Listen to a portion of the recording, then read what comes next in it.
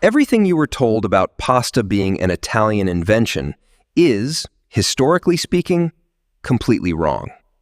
Italy did not invent pasta, did not first dry it, and for centuries did not even eat it with tomato at all. The tomato itself did not even exist anywhere in Europe until the 1500s, arriving from the Americas. So the classic red plate of spaghetti you picture is barely 500 years old, not ancient at all. To find the real origins of pasta, we have to travel thousands of years back and thousands of miles east. In 2005, archaeologists in northwest China unearthed a bowl of noodles buried under sediment. Those noodles were roughly 4,000 years old, making them the oldest ever found anywhere on Earth. They were found at a site called Laggia, sometimes called the Pompeii of the East, after a sudden disaster. An earthquake and flood buried the village so fast that a single bowl of noodles survived completely intact. But here is the twist. Those ancient noodles were not made from wheat like the pasta we know today. They were made from millet, a hardy grain grown across ancient China long before wheat dominated the region. This single discovery shattered the long-held belief that noodles first appeared in the Middle East or Italy. For a long time, many credited a famous 13th century Venetian traveler with bringing pasta from China. That story is a complete myth, because Italians were already eating pasta long before he ever set sail east. Written records prove dried pasta was already being traded across Sicily nearly a century before his journey. So how did pasta actually reach Italy? The answer runs through a very different group of travelers entirely.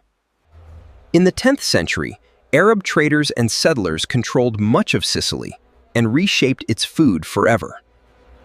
They brought a revolutionary technique with them, drying thin strands of pasta so they could last for months. This dried pasta could survive long sea voyages without spoiling, turning it into the perfect trade good.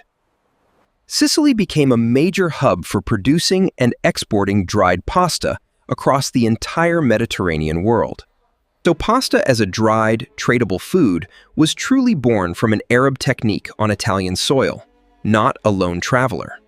Even the word for a pasta factory in Italian traces back to techniques rooted in this Arab Sicilian era.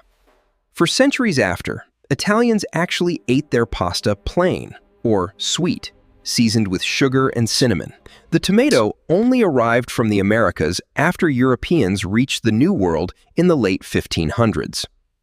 At first, Europeans were terrified of tomatoes, convinced the strange red fruit was dangerously poisonous. Wealthy Europeans ate off pewter plates high in lead, and the acidic tomato leached that lead into their food. So the tomato was blamed for poisonings it never caused, delaying its acceptance in Europe for generations. It took until the late 1700s for southern Italians to finally pair tomato sauce with pasta. That late, humble pairing in the region around Naples became the global icon we now call Italian pasta. So the truth is that pasta is not a single invention, but a 4,000-year story spanning 3 continents.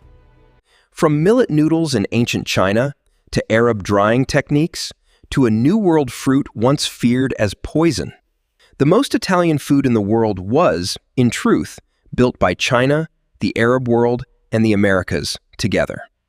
If you made it this far, you now understand the real, borrowed, 4,000-year history of your favorite pasta. Subscribe to Food History Uncovered to keep discovering the borrowed and forgotten origins of the food you love.